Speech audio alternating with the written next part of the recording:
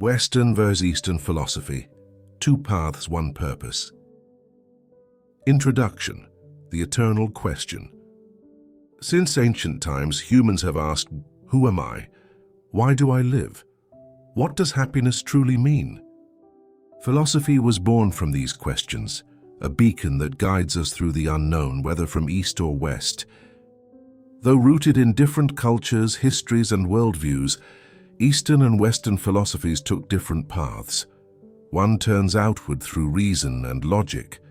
The other turns inward through contemplation and harmony. Yet in the end, both seek the same destination: to understand the self and live meaningfully. 1. A difference at the starting point. Western philosophy. Born in ancient Greece, Western philosophy is grounded in reason, logic, and scientific inquiry.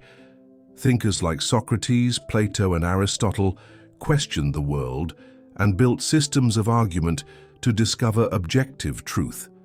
It moves from the specific to the general, from phenomena to essence, functioning like a machine of rational thought, always demanding proof, debate, and analysis. Eastern philosophy. In contrast, Eastern philosophy, Confucianism, Taoism, Buddhism, arose within a spiritual and nature-oriented context. Rather than asking, what is the universe? Eastern thought often asks, what does it mean to live rightly as a human being? Less focused on theoretical analysis, it emphasizes intuition, inner experience, and harmony with the Tao, the natural and moral order of life. 2. Different goals, different tools. Western thought seeks on truth, progress, mastery over nature.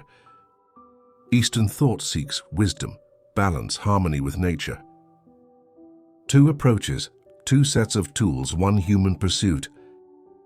Three opposing minds, complementary visions. The West values action, believing that humans can shape and conquer the world. The East values stillness, believing that humans must first align themselves with the world. Where the West asks, can we master nature? The East asks, are we moving against nature?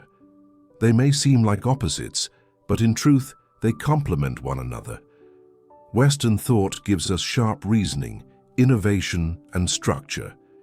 Eastern thought reminds us to slow down, reflect, and reconnect with peace and purpose. 4. Two lights, one source of illumination. The West teaches us to question, challenge, and create. From Kant to Nietzsche, the individual is urged to break free of imposed meaning. Existentialism reminds us, life has no inherent meaning, you must create it yourself. The East teaches us to let go, surrender, and awaken. Buddhism teaches that suffering is natural, and peace lies in acceptance and awareness. Lao Tzu says, he who knows that enough is enough will always have enough. In the end, both philosophies guide us toward the same ideal, a conscious, compassionate human being who lives with purpose. 5. Meeting in the modern world. Today, the lines between East and West are blurring. The West has embraced meditation, minimalism, and Zen. The East has adopted critical thinking, creativity, and individuality.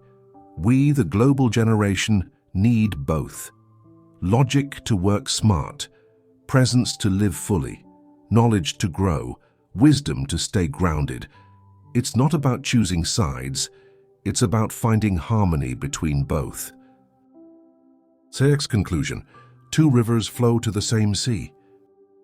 Philosophy is not just for classrooms or scholars, it is in our daily lives, in how we face pain, make decisions, treat others, and find our way. Whether you follow Socrates or Lao Tzu, Kant, or Confucius, philosophy will always ask, are you living true to yourself? And if you've paused, even just for a moment, to reflect on that question, then congratulations, you've already taken your first step into philosophy. If this perspective helped you see life a little clearer, share it with someone who needs it. Follow for more deep, soulful reflections on philosophy and life.